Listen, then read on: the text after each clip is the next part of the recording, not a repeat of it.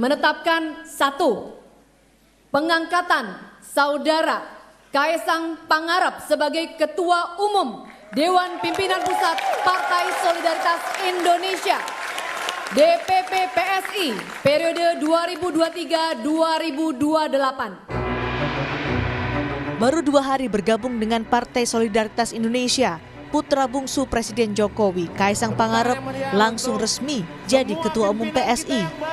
Usai Kopdarnas, Kaesang mengakui ia menjadi Ketua Umum PSI karena punya keistimewaan atau privilege sebagai putra Presiden Joko Widodo. Privilege? Ya privilege selalu ada, gitu aja. Ya privilege. Saya mengiyakan, kok masih diulang lagi.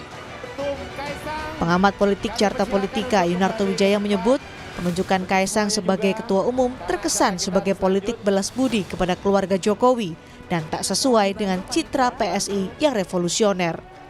PSI disebut mengulang kebiasaan partai politik lama, yakni melibatkan sosok tertentu yang punya kekuasaan dalam menentukan kebijakan. Apakah terjemahan Jokowisme itu dalam konteks ini adalah dalam konteks nilai-nilai, atau jangan-jangan memang adalah Jokoisme itu ya, seperti sering diplesetkan juga kalau kita lihat di sosmed oleh teman-teman PSI sendiri, yang kemudian diterjemahkan secara konkret malah dalam konteks ya memang bagian dari keluarga Jokowi sendiri. Karena kalau itu yang terjadi, menurut saya juga itu catatan kritis yang selama ini sering dialamatkan kepada partai-partai lama terkait dengan keputusan sosok tertentu dalam sebuah partai. Saya takut kemudian ini jadi role model buat partai-partai untuk kemudian berbicara siapa yang anaknya presiden memang privilege-nya lebih. Penunjukan putra bungsu Jokowi, Kaesang Pangarep yang serba kilat sebagai ketua umum membuat kaderisasi di tubuh PSI dipertanyakan. Karena sejatinya, partai politik punya fungsi merekrut dan mekanisme mengkader yang baik untuk melahirkan pemimpin berkualitas. Tim Liputan, Kompas TV. Sabtu baru terima kartu tanda anggota, Seninnya Kaesang Pangarep ini sudah diangkat jadi Ketua Umum Partai Solidaritas Indonesia. Apakah kemudian ini jadi jalan instan untuk memperbesar peluang PSI masuk ke Senayan? Kita bahas saudara petang hari ini bersama dengan Direktur Eksekutif Poltreking Indonesia, Hanta Yuda, dan juga dosen Sekolah Tinggi Hukum Indonesia Jentera, Bivitri Susanti. Selamat petang Bung Hanta, selamat petang Mbak Bivitri. Selamat petang Milu, Mbak Bibip. Sehat selalu. Saya ingin ke Mbak Bivitri dulu ini. Ini kilat sekali ya prosesnya. Kaesang sudah langsung jadi Ketua Umum PSI dalam waktu 2 hari saja. Padahal kalau kita lihat ADART PSI itu jelas sekali tertulis soal jenjang kaderisasi begitu. Apa yang Anda baca dari sini Mbak Bivitri? Ya, saya kira ini kita bisa sebut memang PSI itu selalu mengklaim sebagai partai modern dan penuh dengan anak muda. Tapi ternyata perilakunya sebenarnya sama dengan partai jadul begitu ya. Partai zaman dulu yang hanya memang mengkultuskan individu.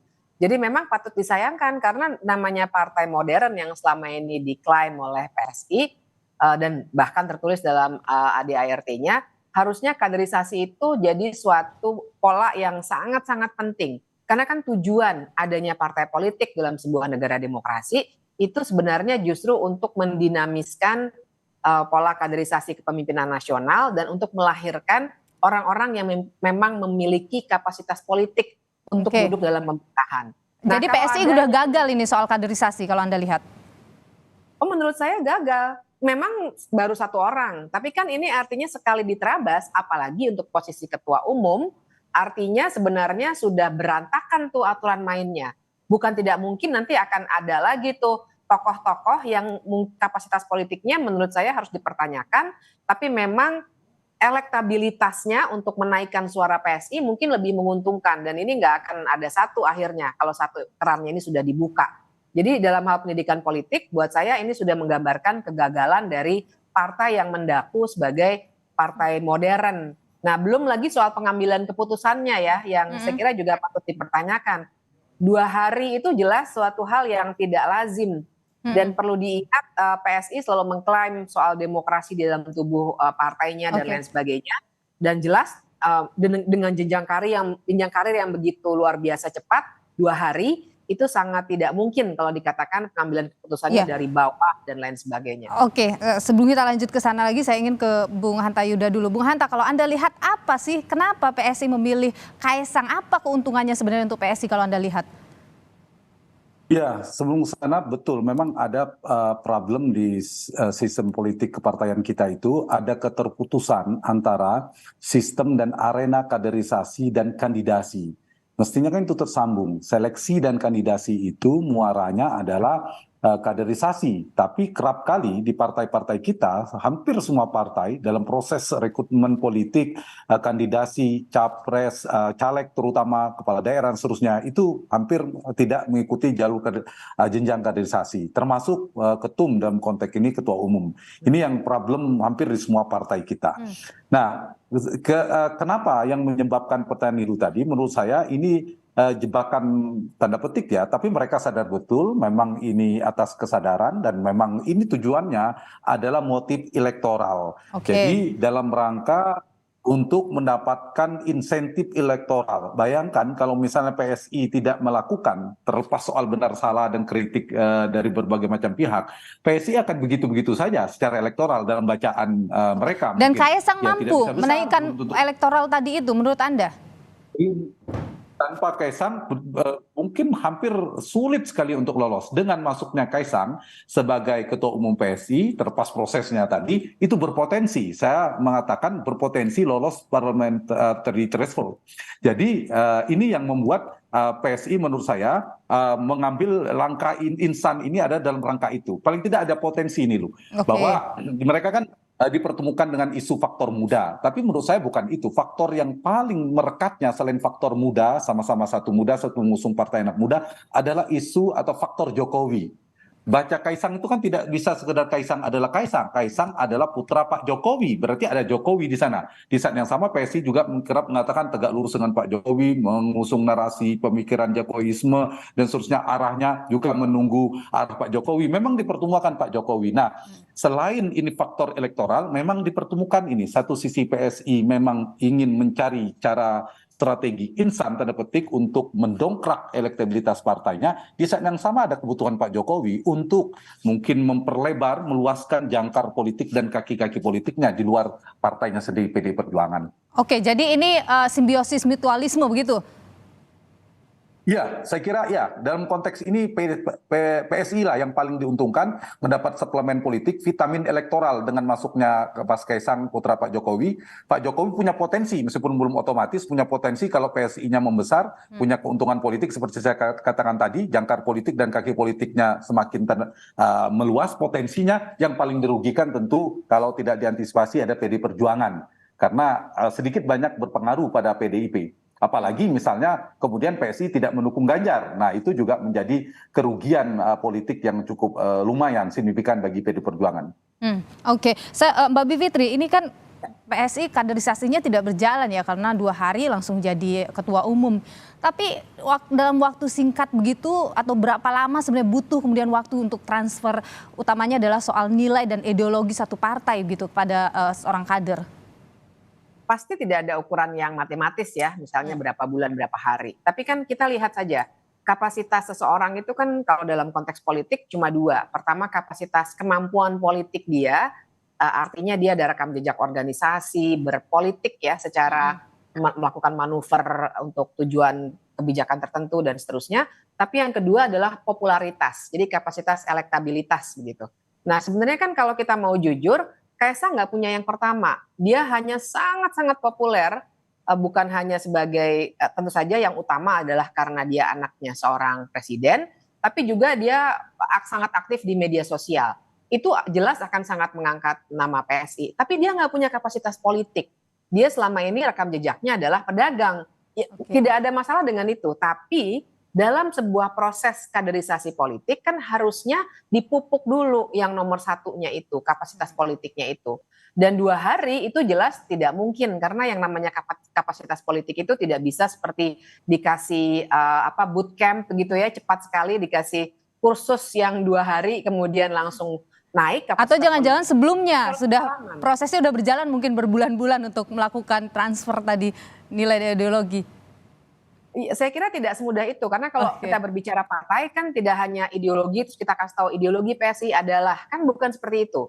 Tapi kan juga pengalamannya, programnya sebenarnya apa sih capaian yang diinginkan, visi misinya partai, itu kan jelas sesuatu hal yang juga tidak bisa dilakukan secara cepat, dan juga kalau dikatakan mungkin selama ini diam-diam, saya kira kita juga bisa melihat dengan jelas ya apa kegiatan apa yang dilakukan, dan kalau memang itu dilakukan di balik layar, saya kira kalau tujuannya, logikanya ya, kalau tujuan PSI adalah juga menaikkan popularitas PSI, pasti itu sedikit banyak akan dipublikasikan oleh PSI. Oke. Ada pos ini training lain sebagainya, kan tidak ada sama sekali. Tiba-tiba bahkan kartu anggotanya diantar ke rumah secara simbolis. Itu yang saya baca ya dari media massa. Itu sudah menandakan bahwa proses ini memang seperti melamar seseorang yang punya popularitas untuk menaikkan nama PSI yang mungkin saya kira Mas Hanta Yuda betul sekali, tanpa bantuan seperti ini memang buat PSI sangat sulit untuk meraih suara yang cukup. Baik, Bung Hanta, kalau tadi ada menyebut bahwa ini sebenarnya simbiosis mutualisme di mana Jokowi juga butuh untuk melebarkan kaki-kakinya di partai. Kenapa Jokowi memilihnya PSI gitu misalnya? Ini kan partainya kecil PSI ini. Ya, ada kebutuhan untuk membesarkan partainya itu, karena beberapa partai kan sudah jelas punya pemilik sahamnya, pemegang kendalinya, veto playernya sudah jelas ya. Kalau kita lihat di PSI ini kan struktur kekuasaan di internal PSI ini yang tertinggi kan Dewan Pembina. Di Dewan Pembina terutama veto playernya itu ada ketua Dewan Pembina Mas Jeffrey Giovanni, kita tahu, dan itu lebih mudah proses negosiasi politik dan seterusnya, lebih sederhana. Nah, di luar kita bicara tentang demokratisasi ya Mbak Bivitri dan Menilu, pastilah banyak catatan. Nah, tapi begini, kalau kita perhatikan memang kalau dari sisi Mas Kaisang ini dia punya dua titik kekuatan sekaligus dua titik kelemahan dengan masuk PSI ini. Realitasnya kekuatan dia di dua tadi, saya setuju juga dengan Mbak Bibip tadi, ada dua hal terkait dengan mudanya, isu anak muda dia di media sosial ini, kekuatannya tidak bisa kita pungkiri, kekuatan Kaisang dan kekuatan PSI bergabung itu sangat melengkapi. Yang kedua yang lebih dasar lagi tanda petik kalau dikapitalisasi ada faktor Jokowi. Nah, faktor Jokowi, Pak Jokowi di mana tingkat kepuasannya relatif masih tinggi, nah itu bisa menjadi basis di mana ceruk pemilih segmentasi yang bisa disasar oleh PSI. Dan itu kalau di treatment ada potensi mereka bisa lolos di ambang parliamentary yang saya katakan. Tapi ada dua titik kelemahan juga yang harus dijawab kepada publik yang saya kira mungkin sudah diukur oleh PSI, soal tadi pengalaman, rekam jejak, soal kompetensi dan seterusnya. Yang kedua pertanyaan publik tentang kaderisasi. Tapi mungkin bacaan saya dari PSI dari apa namanya hal-hal yang dikritisi oleh publik jauh mereka akan mendapatkan atau efek samping lah, efek samping elektoralnya relatif lebih kecil ketimbang faedah manfaat dari secara elektoral seperti saya katakan tadi. Misalnya PSI pasti akan menjadi pusat perhatian sekarang, liputan media semakin luas, ditunggu mendukung capresnya siapa. Sekarang orang nggak bilang PSI, tapi sekarang sebutannya PSI itu apa? Partainya anak presiden. Yang kedua, ini juga akan semakin terasosiasi kuat kepada Pak Jokowi. Brand connection-nya semakin kuat ke Pak Jokowi, berarti potensi lolos ke parlemennya juga semakin kuat. Jadi paling untung lah, ini istilah saya berkah elektoral. Elektoral ya, garis bawahi. Elektoral dalam jangka pendek buat PSI. Nah, PR-nya memang tadi catatannya soal jangka panjang, proses kaderisasi, pelembagaan partai dan seterusnya harus menjadi catatan kritis. Oke, Mbak Bivitri, apa kemudian dampak yang muncul dengan hadirnya Kaisang sebagai Ketua Umum PSI dalam waktu yang singkat ini, utamanya dalam soal kaderisasi di partai? Ya, saya khawatir memang ini ada apa ya, mungkin boleh kita sebut unintended consequence ya. Jadi ada efek samping yang pasti akan punya pengaruh satu kepada PSI itu sendiri. Saya sangat menyayangkan ya, sebenarnya kan dulu sempat ada harapan lah pada partai modern membatasi masa kekuasaan ketua partai dan lain sebagainya. Tapi ternyata bangunan itu runtuh. Tapi yang kedua juga dampaknya buat dunia perpolitikan kita, gitu. Karena makin hilanglah suatu gagasan bahwa partai zaman sekarang itu harus partai modern yang dikelola dengan transparan, banyak program-program yang menyentuh anak muda. Ini kan semua jadi runtuh juga gagasan ini karena ternyata lagi-lagi kita akan termina bobokan dengan yang namanya proses yang instan seperti ini luar biasa instan nih. Teman saya berseloroh katanya sekarang semua yang instan kita ganti aja jadi Kaesang gitu, karena betul-betul luar biasa prosesnya. Dan ini dampak kelanjutannya adalah dalam konteks kaderisasi politik kita, dalam membuat partai politik. Nanti kan kita punya cita-cita, oh nih partai politik nih harus dipecah nih pola-polanya. Terus kemudian pengambilan keputusannya, bagaimana anak muda bisa punya kapasitas. Nah ini semuanya akan terpengaruh.